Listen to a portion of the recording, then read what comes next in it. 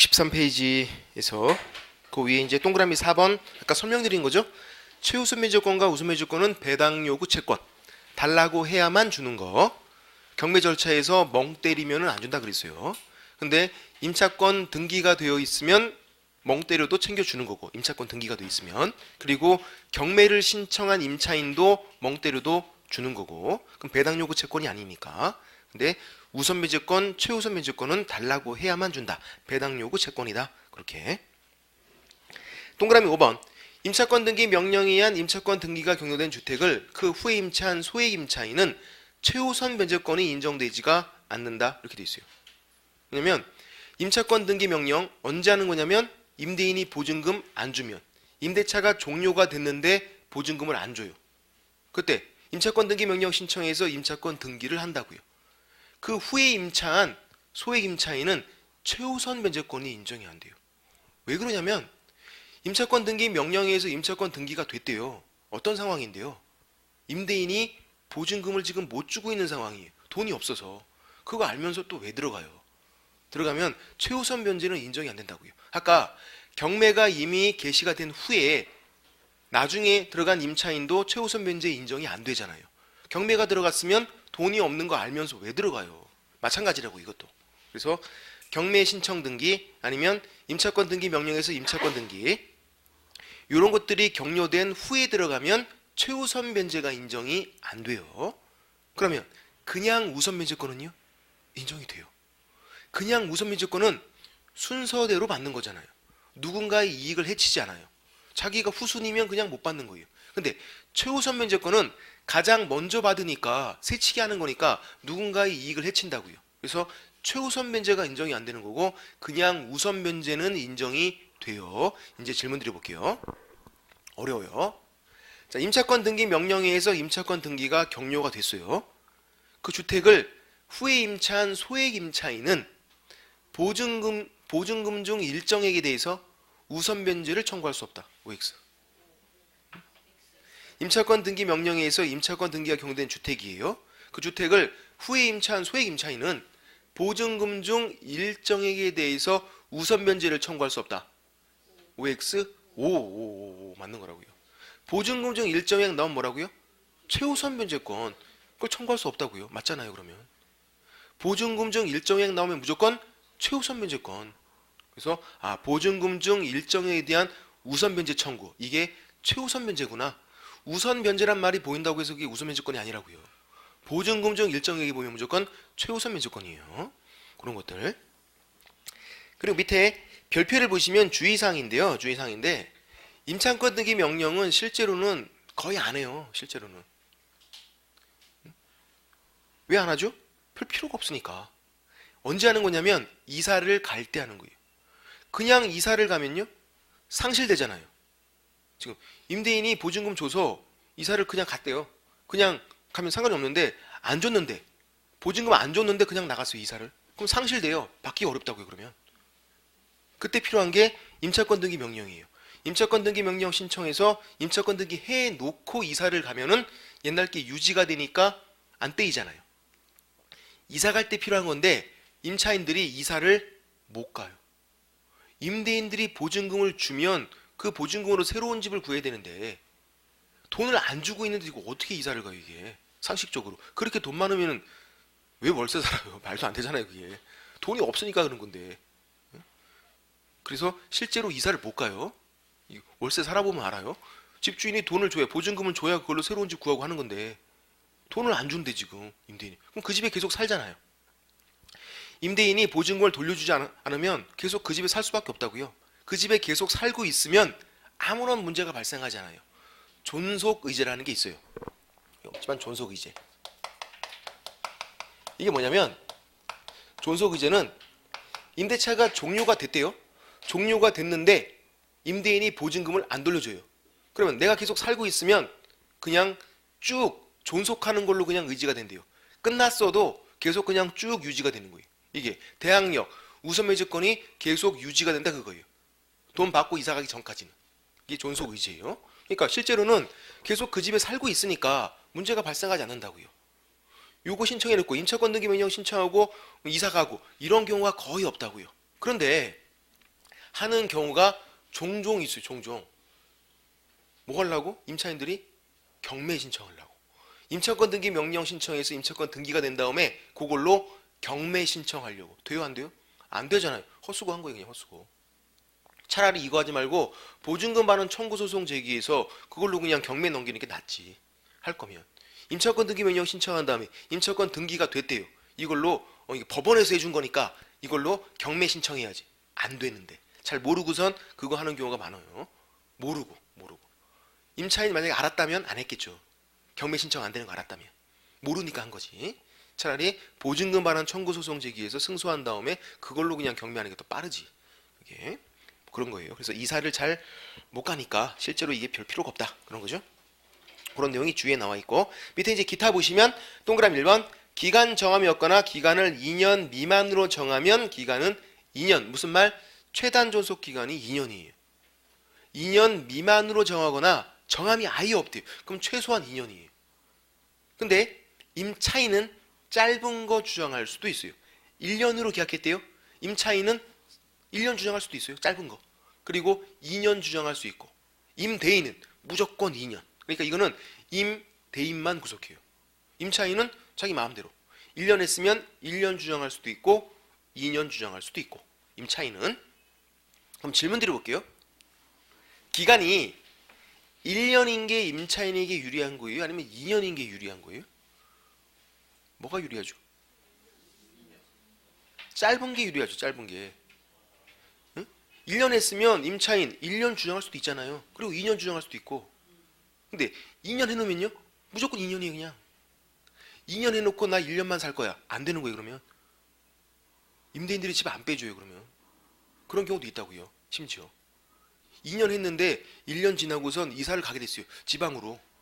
이사를 가야 되는데 임대인이 너 무조건 살아. 그럼 못 나가는 거예요. 그러면 그런 경우도 있다고요. 최악의 경우는. 그러니까 짧은 게 임차인에게 유리할 수도 있다. 그런 거죠. 아니면 기간이 정함이 없어도 유리하죠. 그래도 2년 주장할 수 있고 아니면 자기 마음대로 계약 끝낼 수 있어요. 임차인은 선택권이 있다고요. 선택권이. 그게 유리한 거잖아요. 임대인은 무조건 2년. 선택권이 없는데 뭔가 선택을 할 수 있는 게 임차인에게 유리하다. 그렇게요. 됐고, 그 다음 동그라미 2번 임대차가 종료된 경우에 임차인이 보증금을 반환받을 때까지 임대차 관계가 존속하는 것으로 본다. 이게 존속의제예요. 존속의제. 그래서 이사 안 나가고 계속 살고 있으면 임대차가 끝났는데도 그냥 옛날께 계속 그냥 유지가 된다고요. 대항력 우선 매집권이. 그럼 또 질문 드려볼게요. 이것도 오해하시는 분들이 있어요. 이제 끝났어요. 기간 끝났는데 임대인이 보증금을 안 줘요. 안 줘서 계속 살고 있어요. 존속의제가 됐어요. 그래서 나 지금 살기 싫은데 임대인 얘가 지금 보증금을 안 주니까 억지로 살고 있어요. 문제는 살기 싫은데 살고 있으니까 월세 이거 안 내도 된다. 맞나요? X. 월세 내야지. 그는 안 내면 어떻게 되는데요? 보증금에서 까여요. 내야 돼요. 월세 살면 당연히 내야지. 이거는 살기 싫어도 살고 있잖아요. 월세 내야 되는 거예요. 그러니까 존속의제는 월세를 안 내도 된다 이게 아니라 옛날 대항력과 옛날 우선매집권이 계속 유지가 된다 이런 취지인 거예요. 오해하시면 안 된다고요. 월세까지도 안 내야지. 안 되는 거 아니에요. 내야 돼요. 됐고, 그 다음 동그라미 3번 묵시적 갱신, 법정 갱신 같은 말이에요? 다른 말이에요? 가로로 돼 있으면 당연히 같은 말이에요. 이거 법정 갱신, 묵시적 갱신 같은 말인 거고 질문이 굉장히 많다고요. 이것도 같은 말인데 선생님 이거 묵시적 갱신, 법정 갱신 이거 다른 말인 거죠? 아니 같은 말인데요? 죄송합니다 하고 가시고 서로 간에 민망하게 계시네. 같은 말인데 더 이상 질문하시면 안 돼요. 꼭 있어요. 이게 한두 분이 같은 말인데도 이거는 기억. 임대인 쪽에서 볼게요. 임대인이 기간 끝내기 6개월 전부터 1개월 전까지 사이에 임차인에 대해서 갱신 거절 통지를 하지 않았대요? 아무런 말이 없는 거예요. 그냥 6개월부터 1개월 사이에 아무런 말이 없는 거예요. 그러면 전 임대차와 동일한 조건으로 다시 임대차한 것으로 본다. 이게 법정 갱신, 묵시적 갱신이에요. 아무런 말이 없으면 전 임대차와 동일한 조건으로 다시 임대차한 걸로 본대요. 다만 니은 존속 기간은 2년으로 본다 이렇게 돼 있어요. 정함이 없는 걸로 본다 X. 예전에는 정함이 없는 걸로 본다 그랬었어요. 기간은. 근데 그게 아니라 이제 2년으로 본다. 상임법은 1년으로 본다예요. 기간이 정해졌어요. 근데 2년으로 봐도 임차인은 불리할 게 전혀 없어요. 왜 그러냐면 임차인은 그래도 살기 싫으면 더 살기 싫으면 계약 해지 통지하면 돼요. 계약 해지 통지하면 3개월 후에 효력 발생해서 임대차가 끝나요. 아니면 2년 더 살아도 되고 임차인은 선택권이 있어요. 자기 마음대로 계약을 끝낼 수도 있고 아니면 2년 더 살 수도 있고 임대인은 무조건 2년이에요. 그러니까 존속기간 2년으로 본다는 누구를 구속하는 거? 임대인을. 임대인은 무조건 2년이에요. 계약 못 끝내요 중간에. 임차인은 중간에 끝낼 수도 있고 2년 더 살 수도 있고. 그래서 묵시적 갱신, 법정 갱신은 누구에게 유리한 거? 임차인에게 유리한 거. 임차인에게. 임대인은 그냥 빼도 박도 못하고 무조건 2년이니까. 임차인은 선택권이 있고. 아까 선택권이 있는 게 더 유리한 거라 그랬잖아요. 그래서 의무를 소홀히 한 임차인들이 있어요. 예를 들어서 이기 차임 연체, 차임 이기 연체했대요. 이런 사람들은 이런 게 인정이 안 돼요. 이거는 임차인에게 혜택을 주는 건데 굳이 그렇게 의무를 소홀히 한 임차인에게 혜택을 줄 필요는 없잖아요. 그래서 인정이 안 돼요. 임차인에게 유리한 거니까. 그렇게 보시고 디귿이 중요하죠. 2년으로 봐도 임차인 언제든지 계약 해지 통지할 수 있다. 계약 해지 통지를 하면 계약 끝낼게요 라고 통지하면 바로 효력이 발생하는 게 아니라 그 날짜에 끝나는 게 아니라 3개월 후에 계약이 끝나게 돼요. 3개월까지는 더 살아야 돼요. 그래도 3개월 후에 끝나게 되는 거예요. 그런 말이 있죠. 언제든지 계약 해지 통지할 수 있다. 그리고 그 밑에 3개월 후 효력 발생. 3개월 후. 그래서 실질적으로 계약이 끝나는 날은 3개월 후예요. 어쨌거나 끝낼 수는 있다고요. 그 다음 4번 당사자, 임대인 임차인, 장래에 대해서 차임, 보증금, 증감을 청구할 수 있어요. 증액 청구는 임대인이죠. 감액 청구는 임차인인데 감액 청구하는 경우 단 한 번도 본 적이 없어요. 심지어 IMF 때에도 한 적이 없어요.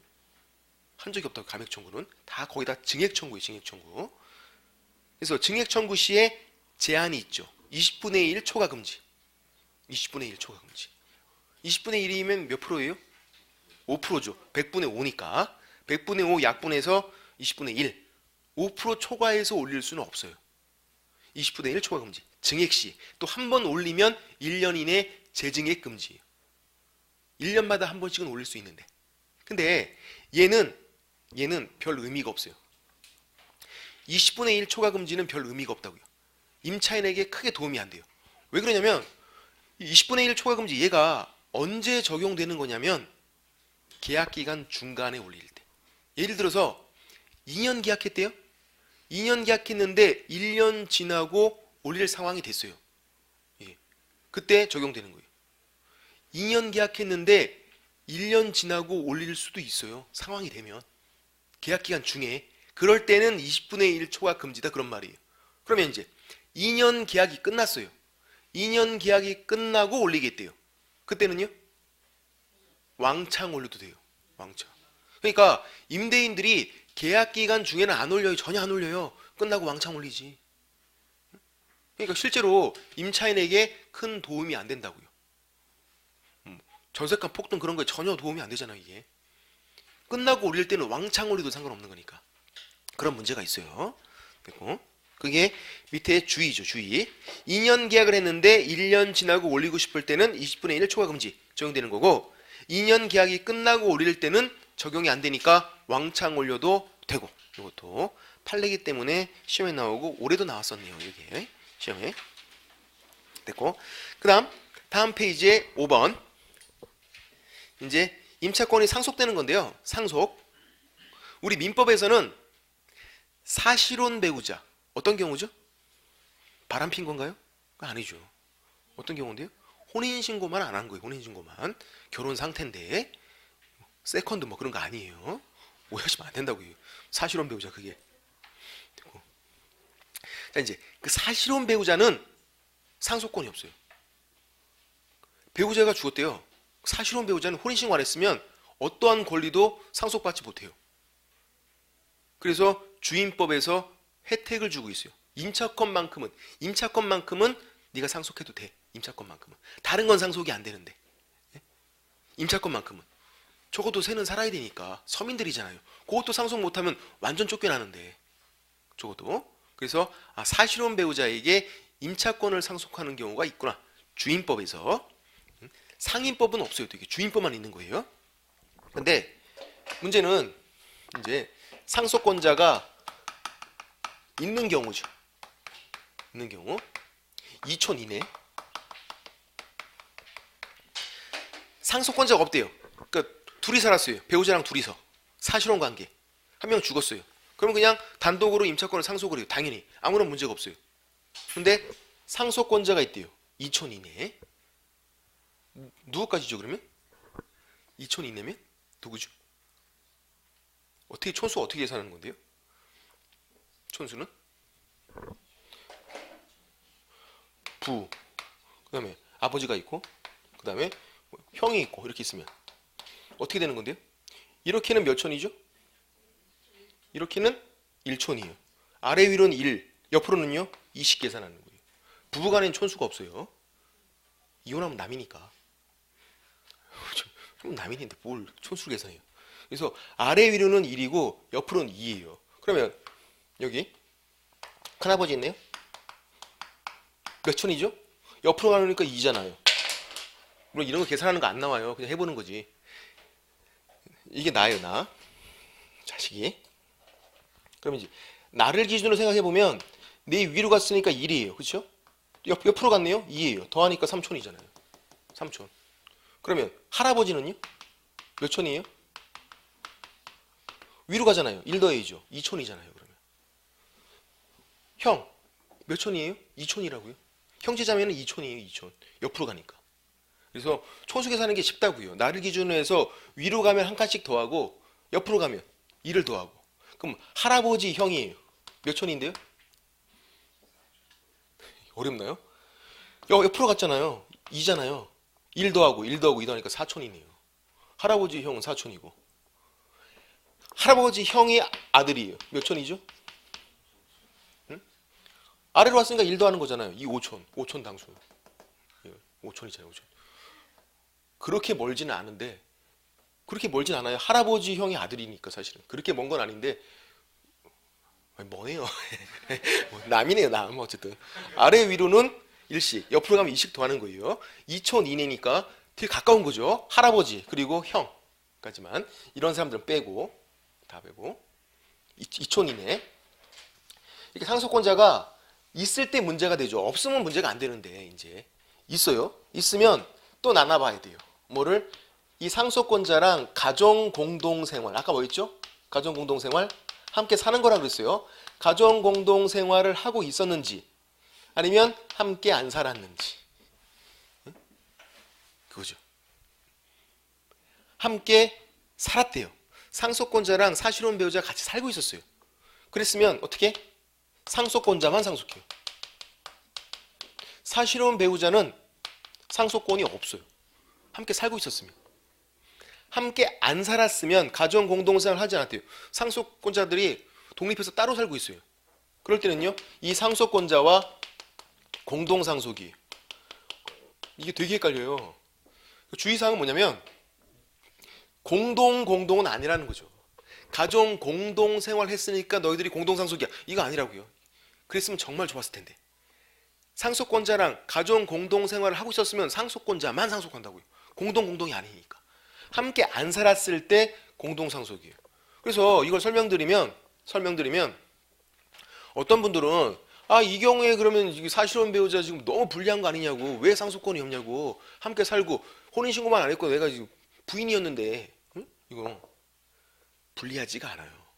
아까 2촌인의 상속권자 주로 누굴까요? 자식이라고. 자식은 1촌이니까. 주로 자식이에요. 자기 자식. 그래서 어떤 경우냐면 자식이랑 함께 살고 있는 거예요. 지금 사실혼 관계인데 애가 있고 남편이 죽었어요. 그래서 자식만 상속하겠대요. 그게 뭐가 불리해요? 그게 불리하지 않잖아요. 자기 자식이 상속하는 건데 자식 거 막 빼뜨리면 그게 아니지. 우리 그런 사람들 아니니까 자식만 상속해도 괜찮지. 예. 근데 지금 자식이 독립해서 따로 살고 있대요. 성인 돼서. 그럴 경우에는 그 자식이랑 공동 상속을 해라 그거죠. 왜 그러냐면 이런 취지예요. 왜 이 사실혼 배우자에게 상속권을 인정해 주는 거냐면 집주인들이 사실혼 관계면은 나가라 그래. 끝나면 한 명이 죽으면 나가라 그래요. 왜? 상속권이 없으면 그 집에 살 권리가 없잖아요. 내가 임차권을 상속해오지 못하면 그 집에 살 권리가 없는 거예요 지금. 그러면 집주인들이 나가라 그러니까 나가라 그러는 건 막아야죠. 그래서 이런 경우에 상속권자랑 같이 살고 있으면 상속권자가 상속했으니까 자기 자식이 살고 있으니까 나가라고 못할 거 아니에요. 집주인이. 이런 경우에는 공동상속이니까 또 적어도 상속은 했잖아요. 권한이 있으니까 나가라고 못하는 거고. 그런 취지란 말이에요 이게. 근데 이해하기가 쉽지가 않아요. 이게 지금. 법을 만든 사람들은 그런 의미로 만들었는데 우리는 사실혼을 안 해봤으니까 모르잖아요. 이게 힘들다고 이게. 한번 해보면 금방 안 할 텐데 이게. 그렇다고 지금 당장 이혼하고 또 하고 사실은 그럴 수는 없으니까 이게 그냥 공동은 아니다. 그것만 주의하시면 돼요. 공동. 응? 그러면 그 사람은 상속권자가 아니에요. 응. 예. 예. 아 이게 지금 부가 있고 얘가 아들이 딸려 있었고 딸린 상태에서 사실혼 관계 뭐가 되고 이렇게 된 이런 상태요? 이런 상태가 되면 얘가 상속권자니까 상속권자 상속하고 이게 같이 안 살고 있으면 그럼 얘가 독립해서 살고 있으면 공동상속이고요. 같이 살고 있었으면 그냥 상속권자 얘만 상속한다고요. 같이 살고 있었으면 나가라고 못하잖아요. 나가라고. 얘네들이 같이 살고 있으니까 한 집에 살고 있으니까 자기 친자 아니고 얘가 얘한테 나가라고 그런 건 어쩔 수 없는 거죠. 그거는 적어도 집주인이 얘한테는 못 나가라고 못한다고요. 집주인. 얘가 얘한테 너 나가는 거는 나가야지 그러면 그거는 나가야죠 그거는 그런 취지죠. 이거 너무 산악관 전쟁을 너무 많이 보셔서 그런 것 같아요. 산악관 전쟁이나 나올 법한 얘기인데 그건 어쩔 수가 없는 거죠. 그거는 법에서는 임대인이 나가라고 하는 거를 못하게 막아주는 거란 말이에요. 임대인이 같이 살고 있으면 이런 상태라도 같이 살고 있으면 임대인은 나가라고 못하니까 어쨌든 그런 취지입니다. 공동이 안 되는 것만 주의하자.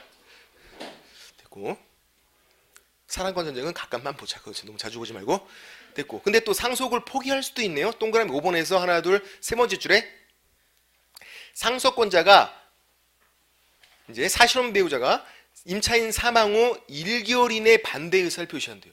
나 상속 안 할래. 반대 의사 표시. 그런 경우에 상속 포기할 수 있어요. 상속을 안 할 수도 있어요. 굳이 무조건 상속해 이게 아니에요. 1개월 이내 3개월 X. 민법에서는 상속을 포기할 때는 3개월이에요. 우리 민법이 아니니까 1개월이에요. 3개월 X 1개월. 충분히 3개월로 나올 수도 있어요. 한번 나왔었죠. 1개월이고 어떤 경우인데요? 월세 왕창 밀렸대요. 괜히 이거 상속했다가 월세 더 내고 있고 이게 뭐 하는 짓이에요. 그럴 바엔 그냥 포기해야지. 월세를 왕창 밀린 경우에는 포기할 수도 있다. 근데 1개월. 6번 이것만 설명드리면 되는 건데 월차임 전환 시 산정률 제한. 이거는 보증금을 월세로 전환. 그러니까 전세에서 반전세로 바꾸는 거예요. 전세에서 반전세로 바꿀 때에도 제한이 있어요. 이제 임차인 쪽을 생각해 보세요. 임차인은 보증금은 돌려받아요. 월세는 내면 끝. 그렇죠? 월세를 돌려받는 건 아니잖아요. 기간 끝나면 보증금을 돌려받는 거예요.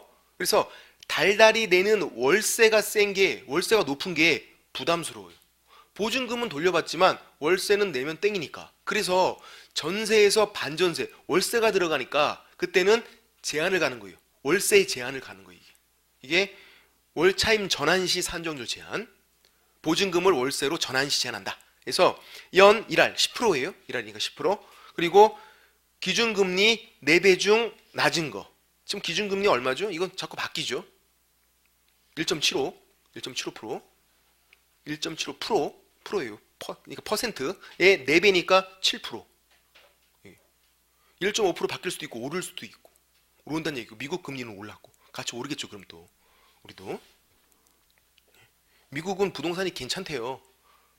친구가 미국에서 이제 부동산 관련된 일을 하고 있는데 괜찮대요. 미국은. 그래서 금리가 올라도 부동산 거래가 활발하고 괜찮아서 올릴만 하니까 올린 거죠. 미국은. 응? 우리는 그렇지 않은데. 그래서 미국이 올랐으니까 우리도 같이 오르겠다. 무조건 그렇게 단정하면 안 된다고요. 그는 미국은 부동산 경기가 지금 많이 살아났고 살만 하니까 그런 거고 그래도 거래가 잘 되니까 금리가 오르고 해도. 근데 우리는 그렇지 않으면 무조건 오르지는 않겠죠. 이렇게 섣불리 단정 지으면 안 돼요. 어쨌거나 지금 1.75고 4배하면 7%예요. 두 가지 비교해서 낮은 거를 초과하면 안 된다고요. 낮은 걸 초과하면.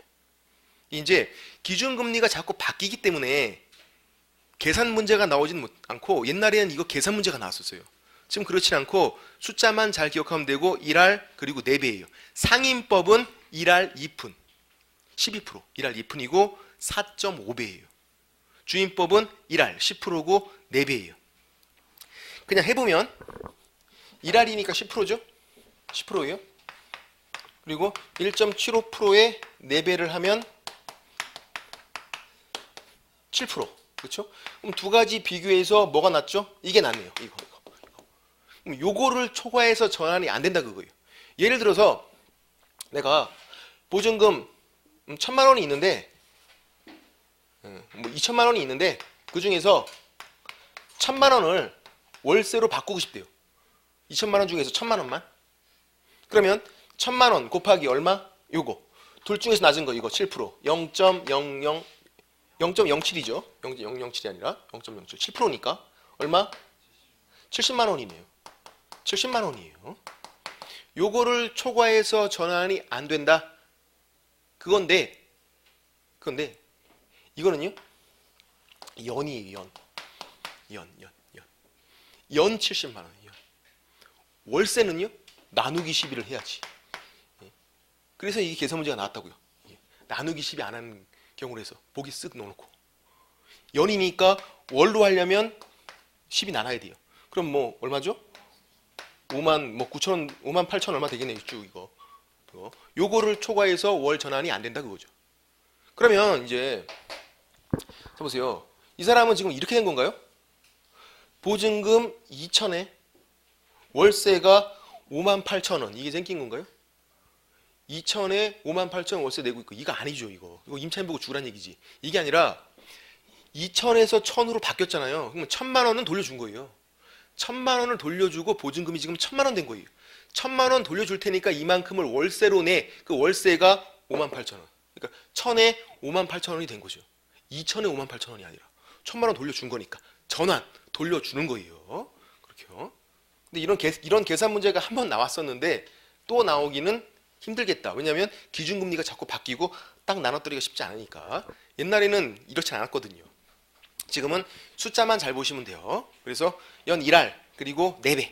상인법은 1할 2푼 그리고 4.5배. 상인법은 지금 설명 안 드리지만 상인법은 주인법과 차이점만 나중에 잘 보시면 돼요. 특히 숫자들이 좀 많이 달라요. 그럼 숫자들만 잘 보시면 돼요. 상인법은. 그렇게 보시고, 또 상인법에서 권리금 보호 규정이 또 생겼죠. 올해 권리금을 보호하는 거 한 번도 안 들어보셨나요? 네, 들어봤어요. 이제 들어보셔야 돼요. 권리금 보호. 상인법에서 권리금 보호 규정이 들어왔기 때문에 그것도 올해 문제가 나왔었지만 좀 미미하게 나와서 다시 나올 수도 있어요. 민법이나 중개사법에서 그런 것들 그렇게 보시면 됩니다. 그래서 여기까지 해서 이제 기초 강의를 끝내고요. 다음 주, 바로 다음 주죠. 1월 4일부터 다음 주부터는 이제 기본서로 수업이 진행됩니다. 기본서로 수업돼서 쭉 살펴보는데 역시 마찬가지예요. 제가 처음에 당부드렸던 거 그냥 뛰쳐나가지 않고 몇 달만 좀 더 참으시면은 들릴만하다고요. 사실 처음 했을 때보다 오늘이 훨씬 더 좀 뭐가 들리잖아요. 느낌은 뭐 남는 건 모르겠는데 느낌은 일단 좀 좋아요. 그냥 뭔가 할 수 있을 것 같고. 그래서 한 2달만 더 버티시면 훨씬 더 이제 더 편안해집니다. 됐습니다. 자, 오늘 수고 많으셨고요. 새해 복 많이 받으시고 내년에 뵙겠습니다. 수고하셨습니다.